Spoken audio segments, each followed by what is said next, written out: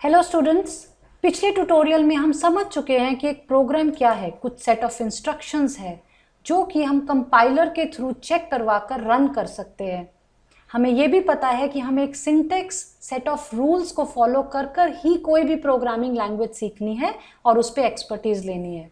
तो आइए अब what we are going to do is हमको सी का, अपनी जो लैंग्वेज सी पे हम फोकस करेंगे और सी पे एक प्रोग्राम बनाएंगे, उसका एक बेसिक स्ट्रक्चर समझेंगे कि कैसे एक सी का प्रोग्राम लिखा जाता है। सी का प्रोग्राम लिखने के लिए आपको एक बहुत ही सिंपल से तरीके से सी का प्रोग्राम्स का स्ट्रक्चर समझना है। मान लीजिए ये मेरा पूरा सी का कोड है।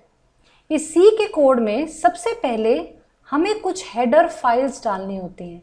अब ये हेडर फाइल्स क्या है? ये हेडर फाइल्स बेसिकली कुछ ऐसी इनबिल्ट फाइल्स हैं, लाइब्रेरीज हैं जो कि आप अपने प्रोग्राम में यूज़ करेंगे। कोई भी प्रोग्रामिंग लैंग्वेज लिखी जाती है तो उसमें आप अपना कोड लिखते हो, प्लस वो जब प्रोग्रामिंग लैंग्वेजेस बनी थी उसके पीछे जो कोड लिखा था उसको भी आप यूज़ करते हो। बट अगर आप ये सोच रहे हो कि सी लैंग्वेज को बनाने के लिए तो बहुत सारा कोड लिखा होगा, क्या मुझे वो बैठ के मिलियंस ऑफ लाइंस, हज़ारों लाइनें बैठ के पढ़नी होंगी? बिल्कुल भी नहीं। गुड न्यूज़ इज़ कि आपको नहीं पढ़नी है, आपको सिर्फ उनको यूज़ करना आना चाहिए। एक बड़ा सिंपल सा एग्जाम्पल है, मुझे एक BMW से भी बढ़िया गाड़ी बनानी है। BMW से बढ़िया गाड़ी बनाने के लिए मुझे ये बैठ के नहीं सोचना कि मुझे टायर की क्या शेप देनी है, राइट? टायर का जो शेप है वो एक सर्कल है। How many times we sit and think कि इसको ट्राइंगल बनाएं कि पॉलीगन बनाएं कि किस शेप का बनाएं? नहीं, वो कॉन्सेप्ट हमने इनहेरिट किया कि टायर तो ऐसे ही बनेगा। बट उसके ऊपर जब आप BMW से बढ़िया गाड़ी बनाने की कोशिश कर रहे हो, उसके फीचर्स आप अच्छे अच्छे डालने की कोशिश करोगे और आपका जो फोकस है वो उस पर होना चाहिए। सिमिलरली सी लैंग्वेज में बहुत सारा इनबिल्ट कोड लिखा हुआ है। ये उस टायर की तरह है जो आप बस अपने कोड में यूज़ करोगे, बट वो क्या लिखा है बहुत टाइम आप, ऐसा नहीं होगा कि आपको बहुत टाइम बैठकर उसको समझना होगा। आपको उस कोड को अपने कोड में लाकर यूज़ करना आना चाहिए और अपने कोड को अच्छा बनाना है। तो ये जो सारा इनबिल्ट कोड है वो मेरा कुछ हेडर फाइल्स में होता है जो मैंने अपने कोड में इंपोर्ट कर लिया। ये मेरा टायर आ गया। अब इस टायर के बेसिस पे हमें एक बढ़िया से यहाँ पे कार बनानी है। इसको इस तरह से समझते हैं। तो अब जो मेरा हेडर फाइल है उसमें सब इनबिल्ट कोड है। हेडर फाइल्स को इंपोर्ट करने के लिए हमारे पास बहुत सारी हेडर फाइल्स हैं। हम एक बड़ी सिंपल सी हेडर फाइल से स्टार्ट करते हैं। इंक्लूड कमांड देंगे और इंक्लूड कमांड में यहाँ पे हम अपना जो हेडर फाइल है उसका नाम देंगे। तो जो पहली हेडर फाइल का नाम मैं आपको आज बता रही हूँ उसका नाम है stdio.h। .h क्यों बोल रहे हैं? क्योंकि ये डॉट हेडर फाइल है। जब आप वर्ड का डॉक्यूमेंट बनाते हो तो उसकी एक्सटेंशन क्या होती है? .doc।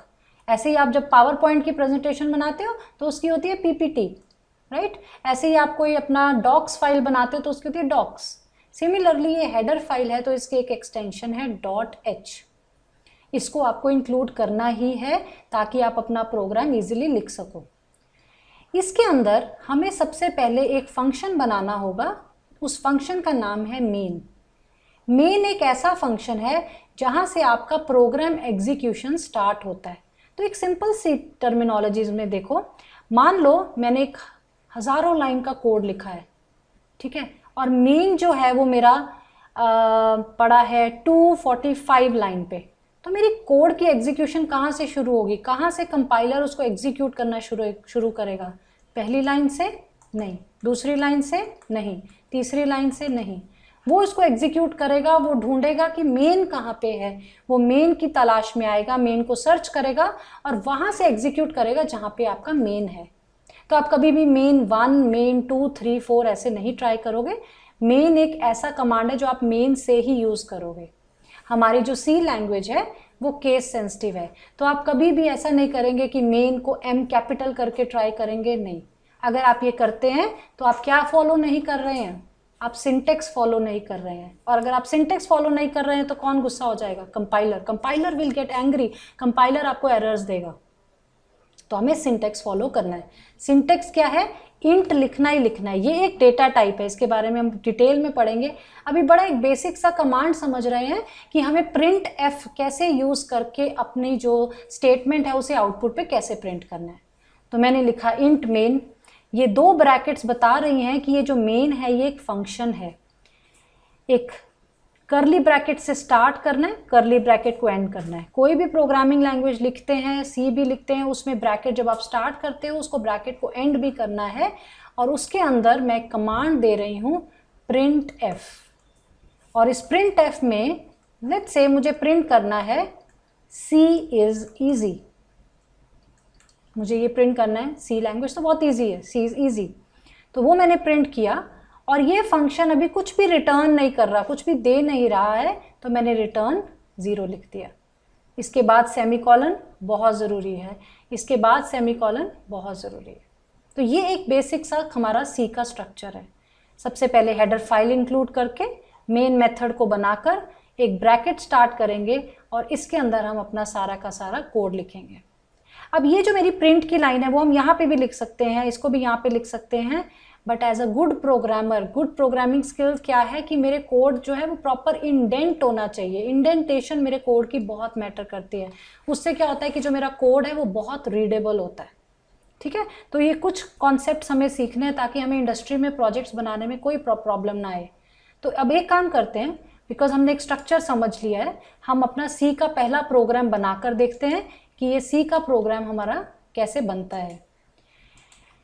एडिटर्स को अगर हम यूज़ करना चाहते हैं तो सी के लिए बहुत सारे एडिटर्स हैं। और एडिटर वर्ड क्या है? एडिटर का एक सिंपल सा मीनिंग है जहाँ पे आप अपना कोड लिखेंगे। तो ऐसे बहुत सारे एडिटर्स आपके पास अवेलेबल हैं। इक्लिप्स है, विजुअल स्टूडियो है, बहुत सारे एडिटर्स है जिस पे आप कोड कर सकते हैं। एडिटर का सिर्फ लुक एंड फील डिफरेंट है, डिफरेंट क्या नहीं है जो आप कोड लिखते हो। तो डजेंट मैटर, आप कोई भी जो भी आप कंफर्टेबल हो जिस भी एडिटर पे आप उसे यूज़ कर सकते हो। तो अब देखिए, मैंने सबसे पहले एक बेसिक्स आपको स्ट्रक्चर समझाया था और वो स्ट्रक्चर मैं यहाँ पे लेके आ रही हूँ।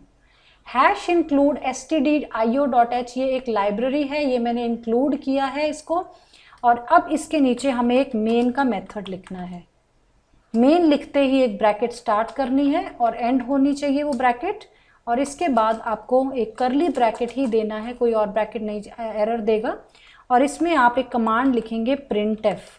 प्रिंट एफ मुझे क्यों? क्योंकि इसमें मुझे कुछ प्रिंट करना है। तो मुझे यहाँ पे मान लो लिखना है C is easy and I like it. मुझे ये लाइन प्रिंट करनी है आउटपुट विंडो पे। ये बहुत ज़रूरी है कि मैं इसके एंड में सेमीकोलन लगाएं। और सेमीकोलन का बेसिक मतलब क्या है कि हम इसको टर्मिनेट कर रहे हैं, हम सिस्टम को बता रहे हैं कि हमें और इसके बाद इस लाइन में नहीं लिखना। ये वो सेमीकोलन का फ़ायदा है। तो एक हेडर फाइल बनाई, इंट मेन बनाया, प्रिंट एफ का मेथड बनाया, रिटर्न 0 किया और प्रोग्राम को फिनिश कर दिया। जो भी प्रिंट एफ के पीछे का कोड है वो हेडर फाइल में इंक्लूडेड है, तभी प्रिंट एफ अपने आप नहीं चल रहा, वो उसके पीछे कोड लिखा हुआ है। तो वो कोड कहाँ पे है? stdio.h में। तो वो मुझे चाहिए था।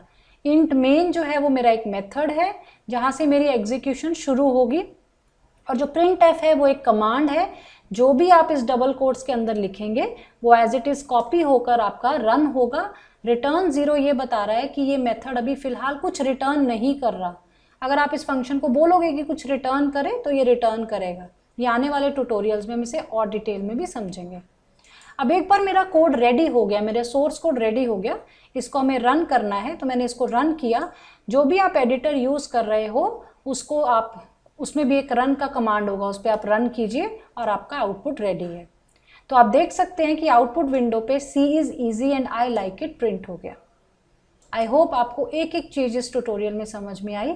हमने ये देखा है कि सी का एक बेसिक स्ट्रक्चर क्या होता है, हम कैसे एक हेडर फाइल की यूज़ से उसको बनाते हैं, और मेन का जो है उसका क्या बेनिफिट है। प्रिंट एफ हमारे को प्रिंट करने के लिए हेल्प कर रहा है, रिटर्न जो है वो उसे रिटर्न करेगा। जाते जाते एक और चीज़ देखते हैं।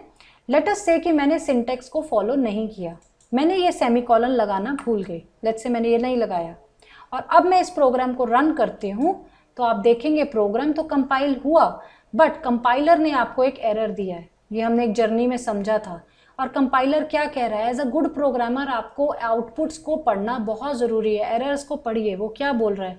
वो आपको समझाने की कोशिश कर रहा है कि एक सेमीकोलन एक्सपेक्टेड था बट आपने नहीं लगाया। और कहाँ पे एक्सपेक्टेड था? ये देखिए लाइन नंबर 12 में बोल रहा है कि आपको एक सेमीकोलन लगाना था। तो अगर आप कंपाइलर की बात समझ सकते हो और अपने प्रोग्राम को सही सिंटेक्स से बना सकते हो तो कोई भी प्रोग्रामिंग लैंग्वेज सीखना बहुत ईजी है। मेरे साथ बने रहिए, अगले ट्यूटोरियल में हम फिर से सी की लैंग्वेज के और कमांड्स देखेंगे। Take care and stay tuned.